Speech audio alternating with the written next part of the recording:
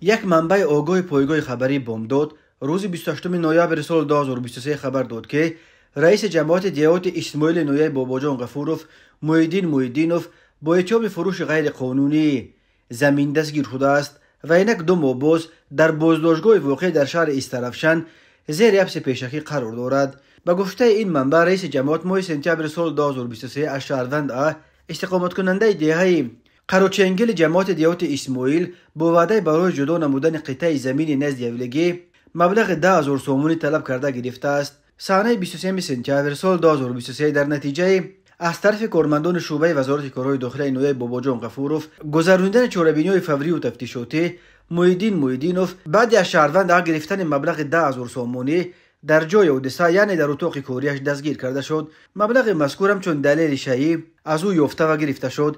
این چنین هنگامی از نظرگذرانی اتاق کاری این رئیس جماعت از داخل میزش روی خط یافت شده است که در آنجا نام مناسب زیاده از 10 ساکن دیهه‌های قروچنگل و اوپان نوشته شده بود. هنگام بازپرسی این شهروندان معلوم گردید است که آنها نیز به واسطه حاجی عبدالرزاق نام شخص که رئیس دیهه قروچنگل بوده است به رئیس جماعت محیدین محیدینov برای گرفتن قطعه‌های زمین هر کدام 10,000 سومانی مبلغ دادند. نقل کرده است صحبت بامداد. محیدینov را 26 سپتامبر سال 2023 در اتاق کاریش نیم ساعت پیش از آغاز اجلاسی مجلس وکیلان خلقی جماعت دستگیر کردند. نسبت به او بر اساس قسم دوم ماده 316 کودکس جنایتی تاجیکستان با اتهام بیرون برآمدن از حد وکالت از جانب نفری که رهبر مقامات محلی اجرای حکومت دولتی است پرونده جنایتی گشودند. این بند قانون هم چون جزا و جریمه به اندازه از 730 تا 1227 نشان دهنده برای صبح‌ها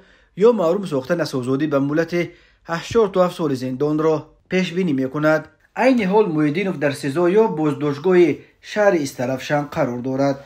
یک منبع آگاه از جریان تفتیش پرونده به بامداد گفت که در رفت تفتیشات محیدین محیدینov نسبت رئیس نویه باباجان غفورov سلیمزاده نصرت الله نیز بیانات داده گفته است که رئیس نویه از زمین فروشی او خبر داشت.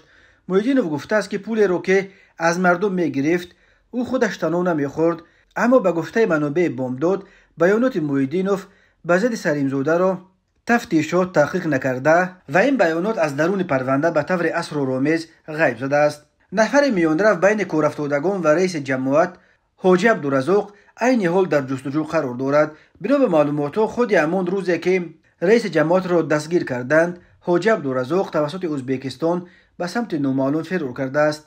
تقسیم قطعه‌های زمین برای تاجیکستان که اهالیش به صورت رکوردی در حال افزایش است سالها باز به مشکل رقم 1 تبدیل یافته است. تقسیم قطعه‌های زمین همین طور یک منبع عمده کروپسیا برای مقامات محلی و حکومت دولتی از جمله در سطح جماعت‌ها و شهر و نویه به شمار می‌رود.